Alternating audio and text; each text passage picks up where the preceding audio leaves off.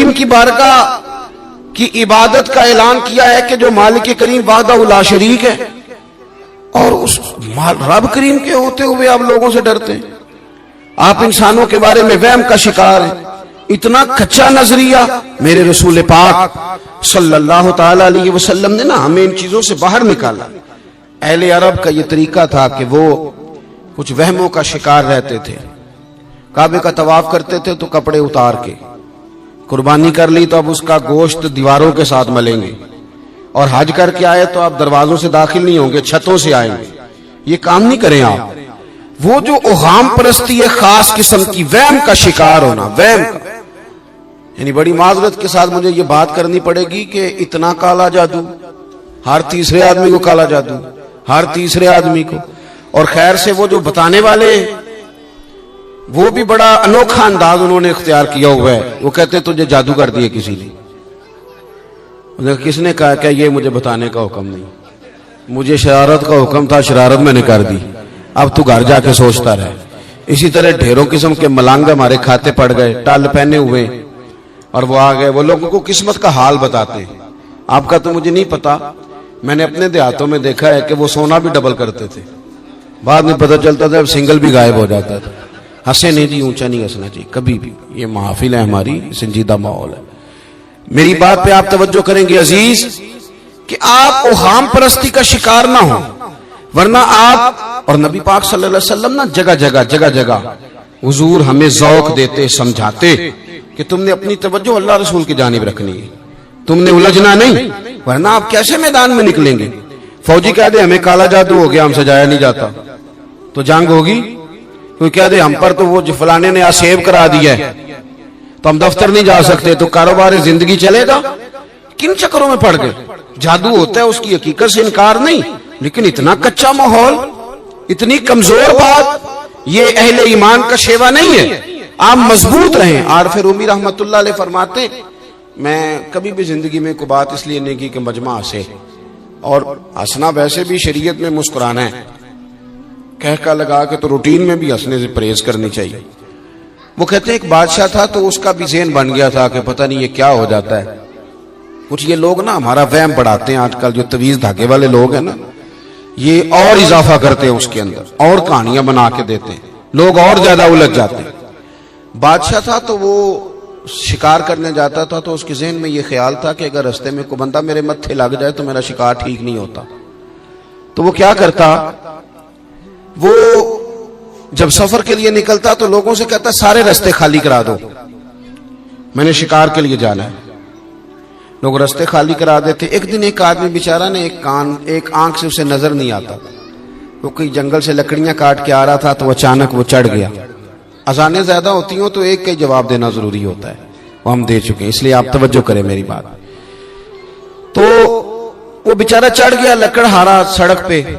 उसके सिपाहियों ने बंदे तो बड़े हटाए थे, पर ये गलती से आ गया, उन्होंने पकड़ लिया, बादशाह के सामने पेश किया। बादशाह कहने लगा तुम्हें नहीं पता कि मेरे रास्ते में कोई आए तो मेरा शिकार नहीं ठीक होता, इसको बांध दो। धूप बड़ी सख्त थी, दरख्त के साथ बांध दिया। कहा जा रहा हूं, वापिस आता हूं, अगर शिकार ठीक हो गया तो छोड़ दूंगा, वरना इसे कत्ल कर दूंगा। दो बंदे उसके सराहने खड़े कर दिए तलवार लेकर के। अब वो बेचारा सुबह से बंधा है, बादशाह चला गया। इत्तेफाक की बात यह कि आज शिकार पहले से भी अच्छा हुआ, खूब हुआ। बादशाह वापस आया, अब ये धूप में बंधा है, किसी ने पानी भी नहीं पूछा। तंग आमद बजंग आमद, बंदा जब पूरा तंग आए तो फिर जंग भी बड़ी करता है। इसने कहा यार आज मरना तो है, अब मरना सच बोल के। बादशाह ने कहा इसे खोल दो, आज मेरा शिकार बड़ा अच्छा हुआ है, लिहाजा इसे कुछ नहीं कहना, खोल दो। रस्सियां खोल दी तो पता का शख्स कहता है, कहता बादशाह एक बात कर लूं मैं भी, मार तो जाना ही है पर एक बात कर लूं। कहने लगा करो। कहने लगा तुमने सुबह मेरा मुंह देखा था, तुम्हारा शिकार बड़ा अच्छा हुआ है, दिन बड़ा अच्छा गुजरा है, पर मैंने आज सवेरे तुम्हारा मुंह देख लिया था, तो देखो मेरा बेचारे का क्या हाल हुआ है कि सुबह से यहां। अब तुम बताओ मनहूस मैं हूं कि तुम हो, नहूसत मेरे अंदर कि तुम्हारे अंदर। मैं अगर कोई जवान आदमी मेरे साथ आके ये बात करता है ना कि भाई फलान हो गया तो मैं बड़ा, तो मुझे उस पर गुस्सा आता है। मैं कहता हूं आप इस उम्र में ये काम करेंगे तो बुजुर्गों को कौन सहारा देगा। ज़ईफों और कमजोरों को कौन उठाए? आप इतनी कच्ची बातें करते हैं। और यहां पीरों ने भी अजीब तमाशा घड़ा हुआ है। सवेरे 9 बजे बैठ जाते हैं तवीज लिखने। आप कुरान शरीफ का दर्स कब देंगे? आप हदीस पाक कब पढ़ाएंगे? आप इनको उसूल फिक्र कब बताएंगे?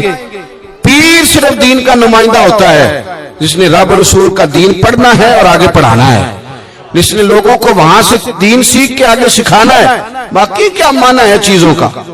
उसने सिर्फ आसान करके जो हमारे सूफिया ने दिया आगे बात पहुंचानी।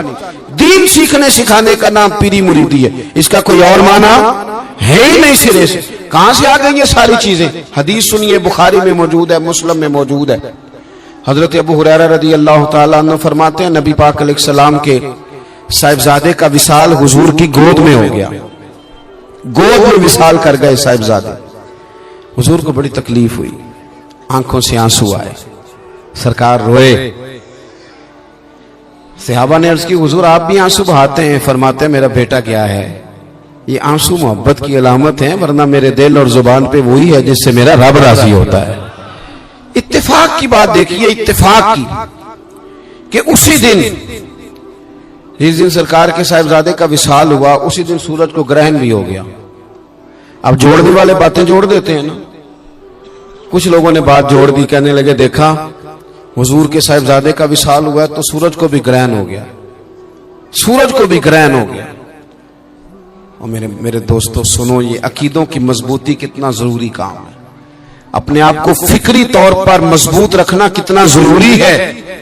अहमद मुख्तार नबी पाक सल्लल्लाहु ताला अलैहि वसल्लम ने उसी दिन लोगों को मस्जिद में जमा फरमाया, उसी वक्त। सहाबा कहते हैं हम बड़े परेशान थे कि हुजूर तो गमज़दा है, ना कोई जिहाद की बात होगी ना और कोई होगी, तो इस वक्त क्यों तलब किया? सबको मस्जिद में बुलाया और बुला के मेरे नबी पाक अलैहिस्सलाम ने खुतबा दिया। अल्लाह करे आपको समझ आए। यानी उस दिन जिस दिन साहिबजादे का विसाल हुआ, गम की घड़ियां हैं, हुजूर ने सबको मस्जिद में बुला के, मैं बुखारी मुस्लिम पढ़ रहा हूं, हुजूर ने फरमाया लोगों, सूरज और ग्रहण का लगना अल्लाह की निशानियों में से निशानी है। सूरज चांद को ग्रहण लगना अल्लाह की निशानियों में से निशानी है। जब ये लगे इस्तिगफार पढ़ा करो, नमाज पढ़ा करो, अल्लाह के हुजूर हाजिर हुआ करो। फरमाया किसी शख्स के दुनिया से जाने का इसके साथ कोई ताल्लुक नहीं। अपने अकीदे को मजबूत रखो, अपने मामलात पर गौर रखो, कभी भी कोई कच्ची बात न करे, कोई कमजोर बात न करे किसी मौके पर। हम तो सूफिया किराम के जानने वाले हैं और वो लोग तो इतने मजबूत थे, नजरियात के इतने पक्के थे, तो हर शख्स को कहते थे कि देखना तेरे दिल में गैर का ख्याल ना आए, रब रसूल का ख्याल रहे।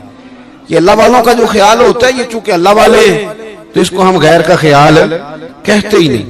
एक बात आखिर में और आपकी खिदमत में अर्ज करनी है, उस पर भी आप जरूर तवज्जो देंगे। थोड़ा सा ना हुजूर की सीरत में एक तीसरी बात जो बड़ी जरूरी आपसे अर्ज करनी, उस पर आप गौर करेंगे। दूसरों के जज्बात का, एहसासात का ख्याल रखना मेरे महबूब पाक अलैहिस्सलाम की सीरत का खूबसूरत जोज़, खूबसूरत, यानी दूसरों के जज्बात का ख्याल रखना। आप देखें, आपको ना इस मजमून की दर्जनों हदीसें मिलेंगी बुखारी मुस्लिम में, कुतुब अहादीस में दर्जनों। हुजूर फरमाते मेरा दिल चाहता है कि लंबी नमाज पढ़ाऊं। नमाज किसकी? अल्लाह की। दिल चाहता है कि नमाज लंबी पढ़ाऊं, लेकिन हुजूर फरमाते हैं फिर मुझे पीछे बच्चों का ख्याल आता है, बीमारों का ख्याल आता है। हुजूर नमाज रब की, ख्याल बंदों का। नमाज में हुजूर फरमाते हैं कि मैं ना इसलिए लंबी नहीं करता कि लोगों को तकलीफ न हो। हुजूर फरमाते मेरा दिल चाहता था कि तहज्जुद की नमाज तुम पर जरूरी करार दे दूं, पर तुम्हें तकलीफ होगी, लिहाजा मैं ये काम नहीं करता। मैं अपनी चाहत नहीं देख रहा, तुम्हारी नींद देख रहा हूं। हुजूर फरमाते दिल करता था मिसवाक को वुजू के साथ जरूरी करार दे दूं, पर तुम्हें तकलीफ होगी, लिहाजा मैं ये काम। आप मेरी बात समझ रहे हैं भाई? इतना एहसास। मुस्लिम शरीफ में हदीस है,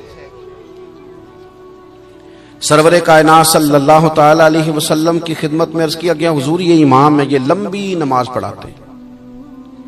अब जाहिर है वो कुरान शरीफ ही पढ़ते होंगे, अच्छे जज्बात के साथ करते होंगे, लेकिन हुजूर ने बड़े उनको तंबीह फरमाई और फरमाया मैं लोगों को दीन के करीब करता हूं तो दूर करता है, कि लोगों को नमाज पढ़ाए तो एतदाल के साथ पढ़ा, दरमियाने तरीके। खुद पढ़ तो जितनी मर्जी पढ़, थोड़ा सा ना जज्बात का ख्याल करें, अपनी वालदा के जज्बात का भी ख्याल करें। वालिद बूढ़े हैं, उनको आपके पैसों से ज्यादा जरूरत है कि आप उनके पास थोड़ी देर बैठे। वो घर के बड़े हैं, अगर आप उन्हें बड़ा बनाएंगे तो आपको बरकत महसूस होगी। अगर आप उनसे दो चार बातें करेंगे मीठी मीठी तो महसूस करेंगे कि मुझे ये बड़ा जानता। उनके जज्बात का ख्याल करें। जब आप उनके सामने चुपके से निकल जाते हैं और सारी मर्जियां करते हैं तो बूढ़े कहते तो कुछ नहीं, क्या कहेंगे, लेकिन दिल टूटता है, दिल टूटता है। जब आप जज्बात का ख्याल रखते हैं, लोगों के एहसासात का ख्याल रखते हैं, आप थोड़ा सा महसूस करते हैं कि सामने वाले को मेरी वजह से अजियत ना पहुंचे, तो अल्लाह ताला आपके दिल को भी सुकून अता करता है, अल्लाह ताला आपको भी राहत अता करता है। मेरे अजीज, आपकी जो अहलियां हैं, जो घर के अंदर बीवी है, खातून की अकल आधी होती है। आप अपने बहन भाइयों के बीच रहते हैं, वो सारा कुछ छोड़ के आती है। किसी जगह मुमकिन है कोई ऐसी बात करे जो आपकी तबीयत के मुताबिक ना हो, लेकिन अजियत में डाल देना उसको, और खौफनाक मंजर इख्तियार करना, और घरों के अंदर जो हम इतना सख्त माहौल बनाते हैं, इसको थोड़ा समझना। हुजूर ने एक हदीस में हमें बात समझाई, फरमाया अपनी बीवी से बुग़्ज़ ना रखना। अपनी बीवी से अगर उसकी कोई आदत नापसंद हो तो उस बात पे गौर कर लेना जो तुम्हें पसंद है।